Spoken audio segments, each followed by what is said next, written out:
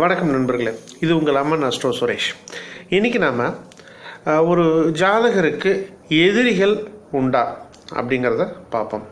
இப்போது எதிரிகள் அப்படிங்கிறது எப்படி வேணாலும் எந்த ரூபத்தில் வேணாலும் நமக்கு கிரியேட் ஆகலாம். இப்போ நம்ம ஒரு வீடு இருக்குது, வீட்டுக்கு பக்கத்து வீட்டுக்காரன் ஏதாவது ஒரு விதத்தில் நம்மகிட்ட சண்டை போட்டுட்ருப்பான், எதிர்த்த வீட்டுக்காரன் ஏதாவது ஒரு விதத்தில் சண்டை போட்டுட்ருப்பான்.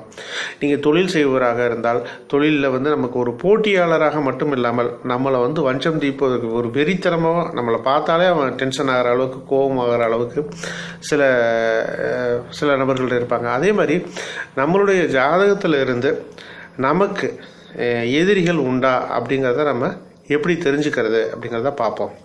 சரி, ஒருத்தருக்கு ஜாதக ரீதியாக எதிரிகள் இருக்காங்களா அப்படிங்கிறத தெரிஞ்சுக்கிறதுக்கு நீங்கள் உங்களுடைய சனி எங்கே இருக்காருன்னு பாருங்கள். அந்த சனியுடன் சூரியனானது இணைவு பெற்று இருந்தால், நம்ம இங்கே இணைவு அப்படிங்கிறது சூரியனும் சனியும் சேர்ந்து இருக்கும் பட்சத்தில், சரிங்களா, சூரியனும் சனியும் சேர்ந்து இருக்கும் பட்சத்தில் கண்டிப்பாக அவர்களுக்கு எதிரிகள் இருக்கிறதுக்கு வாய்ப்புகள் அதிகம்.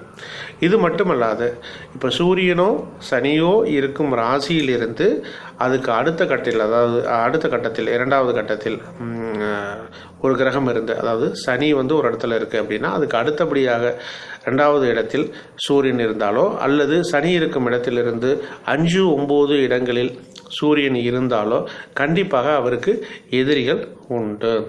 சரி, இப்போ எதிரிகள் அப்படிங்கிறது இந்த இணைவு இருந்தால் மட்டுமே நடக்குமா அப்படிங்கிறதெல்லாம் கிடையாது.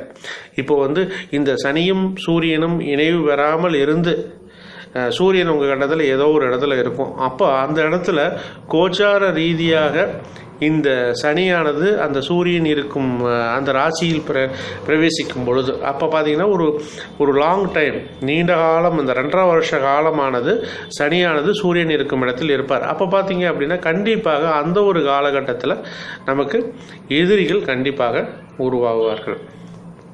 ஸோ ஏதோ ஒரு விதத்தில் பிறப்பு ஜாதகத்திலேயோ கோச்சாரத்திலேயோ நமக்கு அந்த கிரகங்கள் ஒன்றை ஒன்று சந்திக்கும் பொழுது, சூரியனும் சனியும் ஒன்றை ஒன்று சந்திக்கும் பொழுது நமக்கு எதிரிகள் உருவாவாங்க. இப்போ சூரியன் எடுத்துட்டிங்க அப்படின்னா 1 மாத காலம் ஒரு ராசியில் இருப்பார். அப்போ உங்கள் பிறப்பு ஜாதகத்தில் சனி இருக்கிற ராசியில் 1 மாதம் சூரியன் ட்ராவல் பண்ணுறாருன்னா அந்த 1 மாத காலத்தில் ஏதாவது ஒரு சின்ன குட்டி குட்டி எதிரிகளை உங்களுக்கு அது உருவாக்குற மாதிரியான ஒரு சூழல்கள் இருக்கும். அது மூவ் ஆகிடுச்சு அப்படின்னா, அடுத்ததுக்கு மூவ் ஆகிடுச்சு அப்படின்னா 3ஆம் பாவம் 4ஆம் பாவத்துக்கு போயிடுச்சுன்னா சனி இருக்கிற இடத்துல இருந்து இப்போ உங்களுக்கு பிரச்சனைகள் இருக்காது. ஏன்னா சனி இருக்கிற இடத்துலையும் அதுக்கு அடுத்த இடத்துலையும் அந்த சனி சூரியன் இணைவுங்கிற ஒரு தாக்கமானது கண்டிப்பாக இருக்கும் பொழுது ஒரு எதிரிகள் கண்டிப்பாக நமக்கு கிடைப்பார்கள், அமைவார்கள் இயற்கையாகவே.